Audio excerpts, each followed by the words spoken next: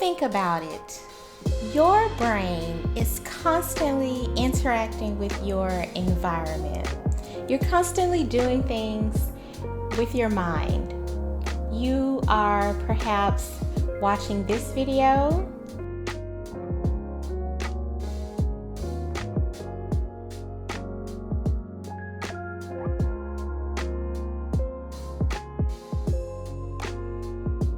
You're maybe scrolling the comment section of this video. You're scrolling to find another video to watch.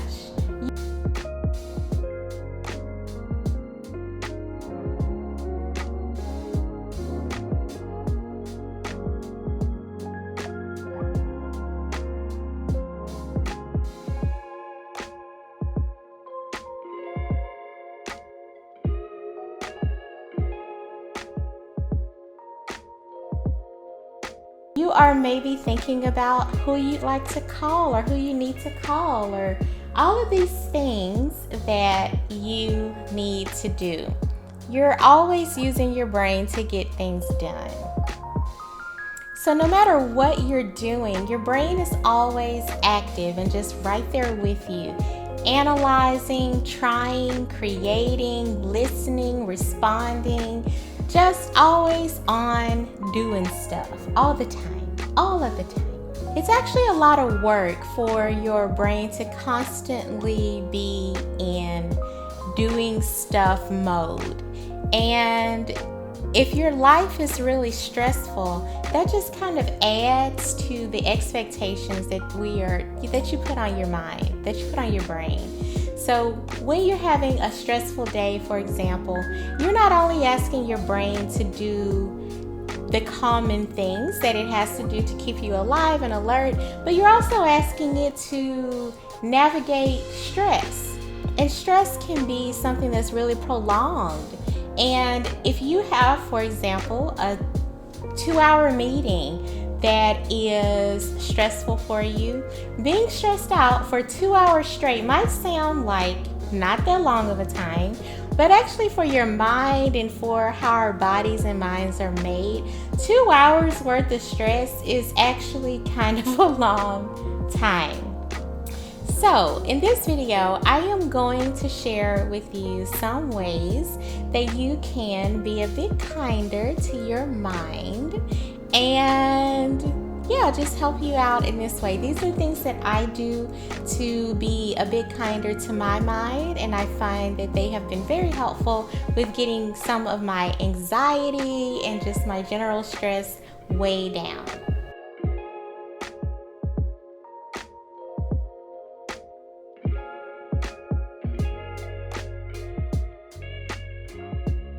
So the first tip that I would like to share with you is to get some rest when you are tired. So this tip sounds very basic. It sounds very much like, well, I already know to do that. I already know to go to sleep when I'm tired. But do you though? Do you? And may I just also say that resting doesn't have to necessarily mean going to sleep. Resting can also mean, for me, it means this a lot of the times. It means just taking a break from doing something that is stressful or requiring a lot of your brain energy. And I know that also our culture, so obviously I am American, if you can't tell by the accent. And if you're watching this from another country, hey, how you doing? How you doing? Thank you for tuning in. But in American culture, this, especially now, like we have this really big fixation on hustle culture, that you need to do your 9-to-5 job or whatever your job hours are, but to do your regular job, your job that pays the majority of your bills or whatever. And you also need to have a side hustle. You need to bake cookies and sell them on the weekends. You need to start a YouTube channel.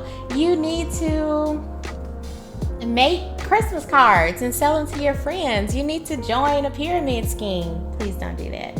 But our culture is really based on just maxing maxing out our productivity and maxing out our schedules and maxing out our meetings and maxing out our busyness and busy work and all this stuff. And our culture doesn't really value taking time off or taking breaks, or just even during the day taking your full lunch hour. I've worked with so many people who would say that they were going to run their errands during their lunch hour, or they were not going to eat during their lunch hour, which that's okay. But if you are just constantly packing your schedule with things to do, it may be very beneficial, very helpful for your brain and for your mind to just relax sometimes, take a break. And a break doesn't have to be a week-long time where you throw your computer into the ocean, which we'll get to that in a moment.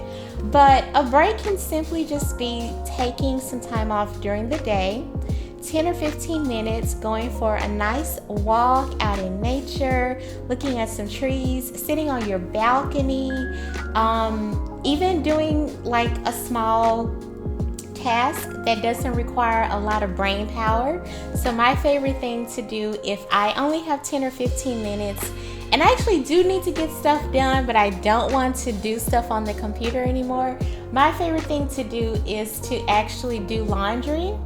My mother is probably going to say, there's no way that you're doing your laundry because I saw the state of your laundry when I was with you last week. I know, Mom, I know. But I'll put a load of laundry into the washer, let it wash, put it in the dryer when it's done, and just take some time to do something that doesn't require looking at a screen. Taking some time away from looking at a screen is really beneficial for your brain. So that's my first tip. Just take a break to do nothing if you can, or if you have to or you need to do something that during your break, do something different than what was already stressing you out. So for me, usually some stuff on the computer is stressing me out, so I'll take a break and go and do laundry or wash dishes or play with the cat or something like that. The other thing that I'll say about the importance of taking even a short break is not only that the break gives your brain some time away from whatever was stressing you out. The other thing I'll say is that even mentally giving yourself permission to take a break is super beneficial. So even if the break is only 10 or 15 minutes, just saying to yourself and your body like, hey, I have been working hard enough. This is good enough. I deserve to give myself some time off. I deserve to be nice to myself. I deserve to not be in this stressful situation anymore. Just telling yourself that, just giving yourself that permission to go and lay your butt on the couch is amazing. It's amazing. It'll help you feel so much better. So much better. I guarantee it. Go try it, leave a comment below, and let me know. I already know that I'm right, but I do want you to find out that I'm right too. The second tip is related to the first one, but like I mentioned before, let's talk about vacation. Let's talk about taking some time off from work. Not 10 or 15 minutes, baby. A week, 3 days, extending that long weekend. Is Monday some type of holiday for your company? You have Monday off. You know what to do. You take Friday off. So you have Friday, Saturday, Sunday, and Monday off. You take a whole week off if you can afford it. I know for a lot of people, this is not an option. I recognize that for a lot of people, it is not even an option to take off work. But if you have the option to where you have some vacation days, you better take your doggone vacation days. Are you not taking your vacation days?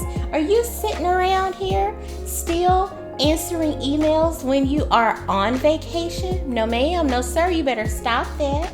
you better stop it right now. You deserve better than that. And I want you to give yourself better than that. I have a little statistic to share with you. So it turns out that according to a 2019 Priceline Work-Life Balance Report, how cool is it that people even study these things? Okay. But according to this report, 44 million Americans have over 7 days of unused vacation days per year. 7 days, a whole week. So in a lot of like corporate America type companies, we only get 2 weeks of vacation anyway. I have worked for foreign companies, and starting from day one, they give you 3 weeks of vacation, a whole extra week. But in America, in American-owned companies, a lot of times we only start with 2 weeks of vacation. So that means, according to this statistic, a lot of us are leaving half of our daggum vacation days on the table, not taking them. I know that there can be a lot of reasons why you may not take your vacation days.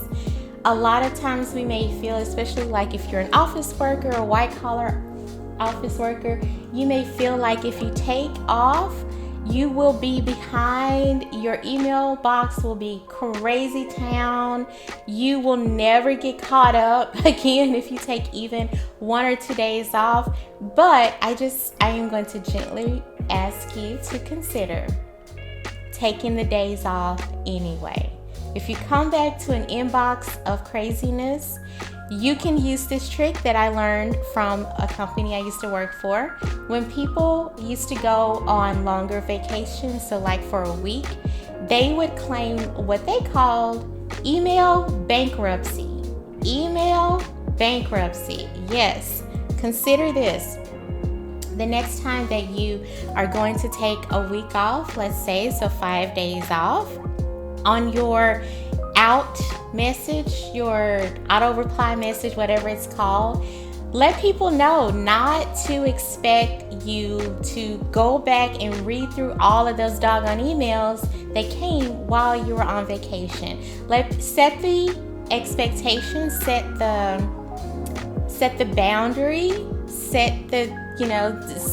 get their minds right, so to speak, before you even go on vacation. And so if you put it in your auto reply message when you go on vacation, every person will see that when you get back, if it was important enough, they need to email you again or they need to contact you again.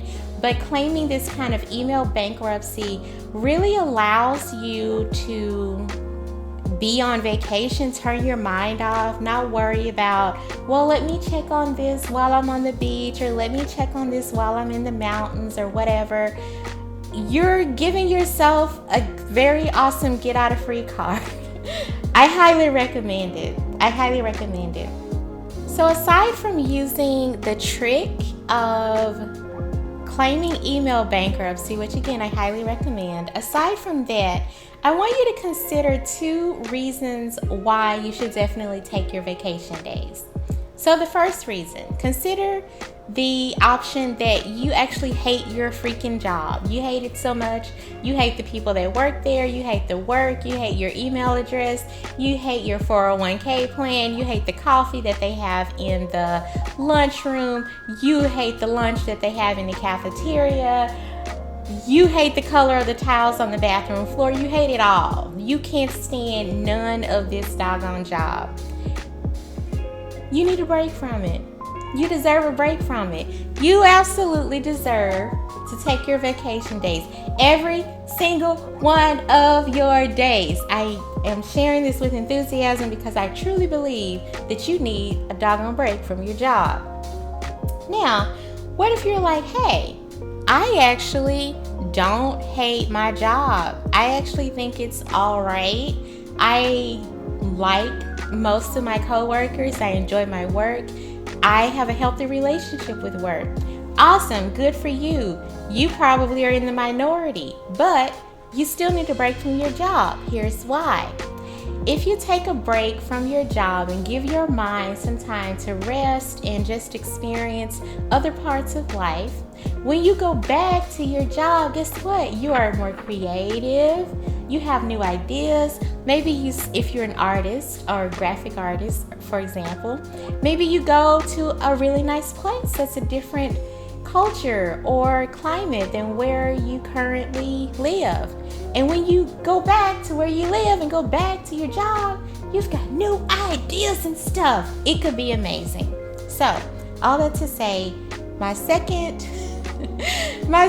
tip to give your brain a break, be easy, go easy on yourself, is to take your doggone vacation days if you have them.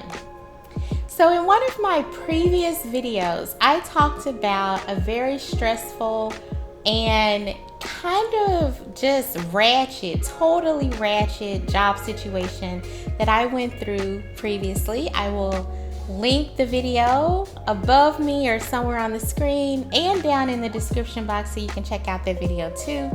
But in that instance, in that situation, two of my coworkers lied on me.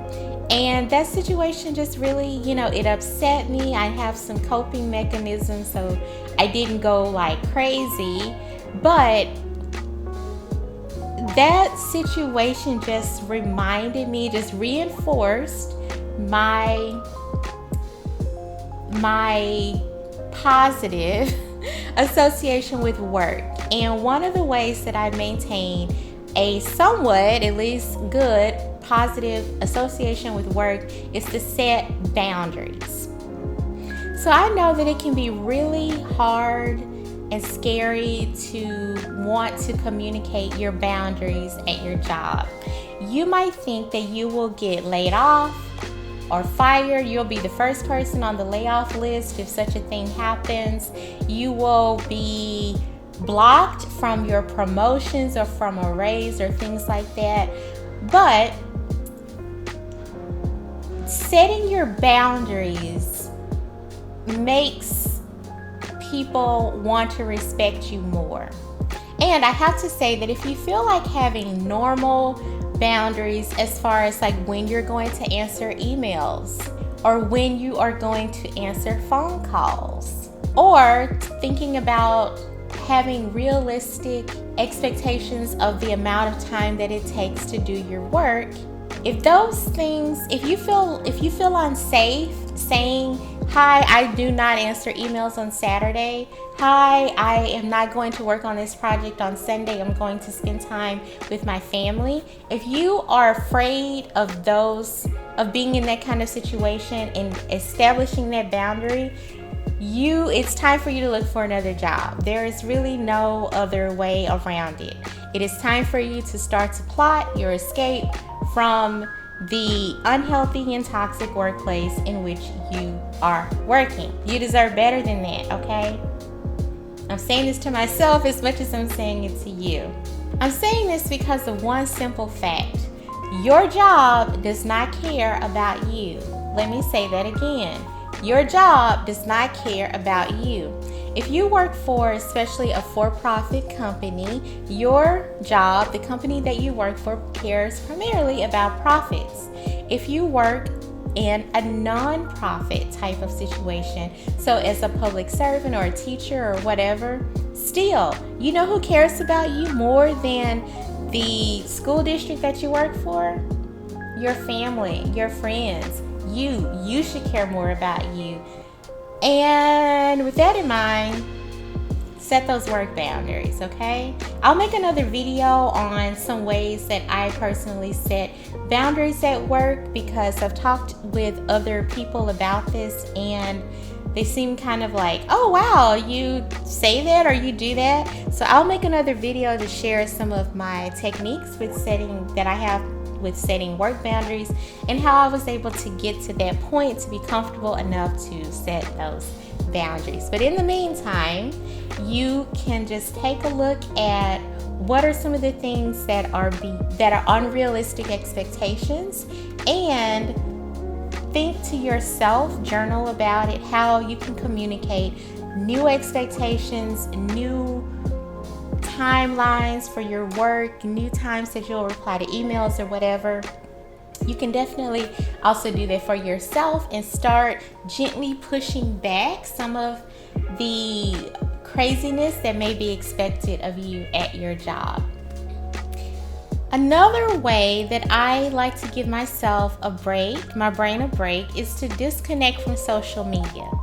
So this one is pretty self-explanatory. I have talked about this, how to do this, in one of my blog posts that I will link below this video. You can go and read that and see some specific ways, like how to set up your phone to make it less engaging so you can disconnect from social media a bit easier.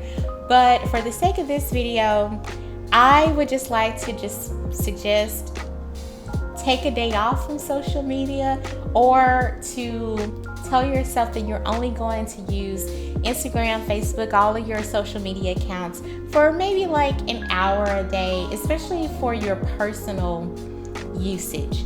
If you are a person who is trying to build a following like I am, or you're trying to, if your work is related to social media, that's one thing that kind of counts as your work hours.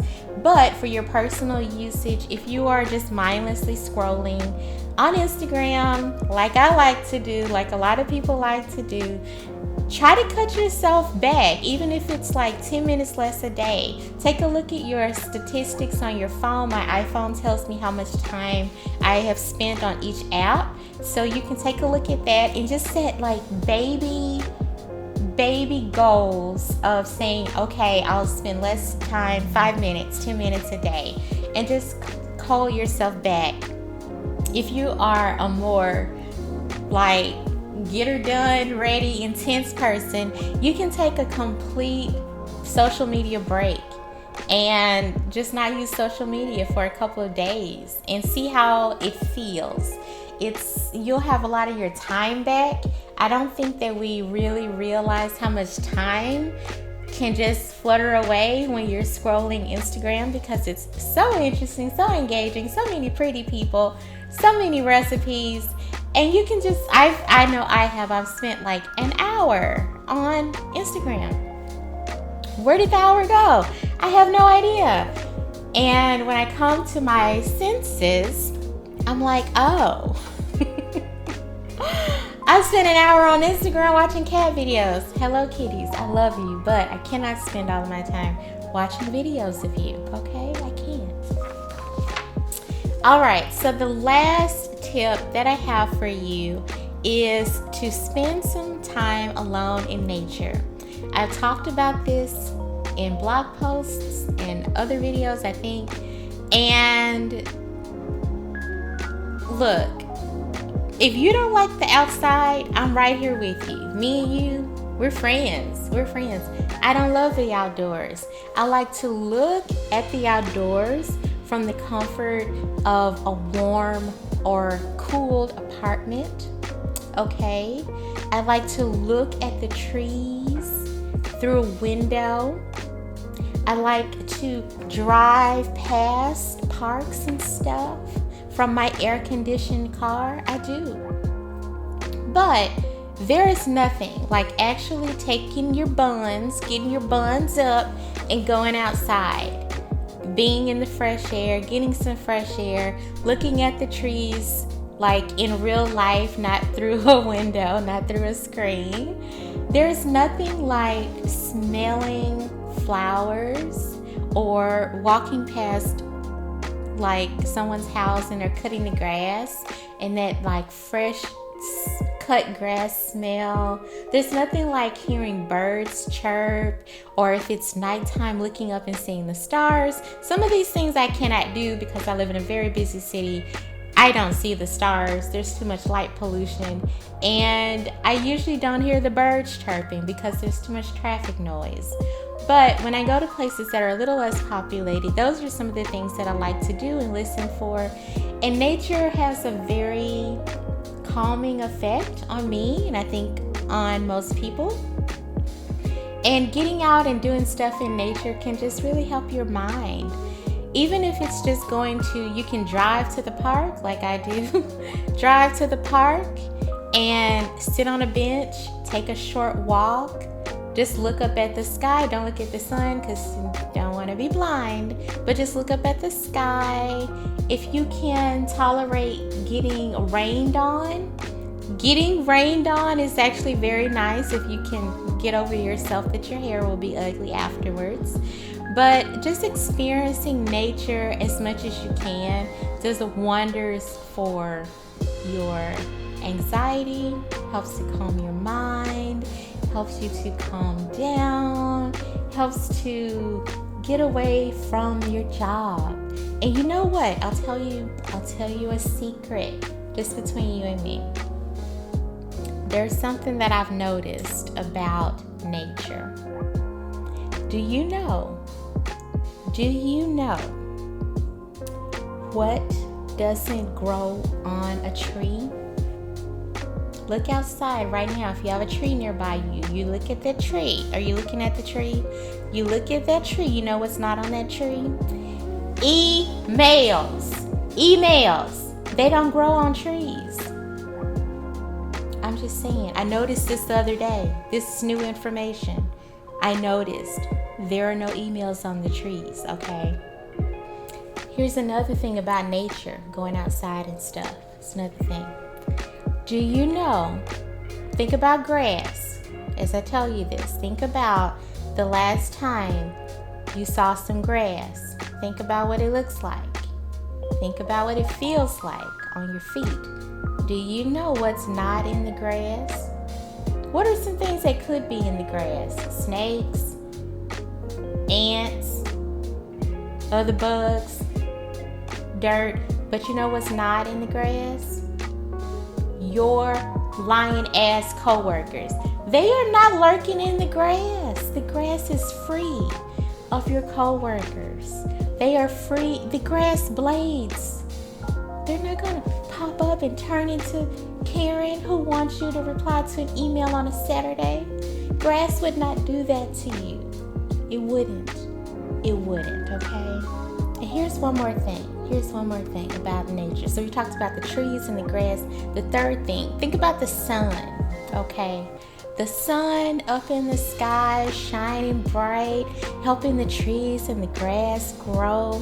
But you know what the sun does not do? The sun refuses to do. It's not going to do this to you. It's not going to expect you to send it an email on a Sunday. It's not. It refuses. The sun's inbox is closed on the weekends and every other day. The sun is your friend. Your coworkers or your manager who wants you to answer emails on the weekend and rack your brain when you're trying to rest, not your friends. No. All right. That's all I have to say about nature. Nature 1, work 0. Nature wins every time. Your friends and family, 1. Your work, 0. Other stuff stressing you out, 0.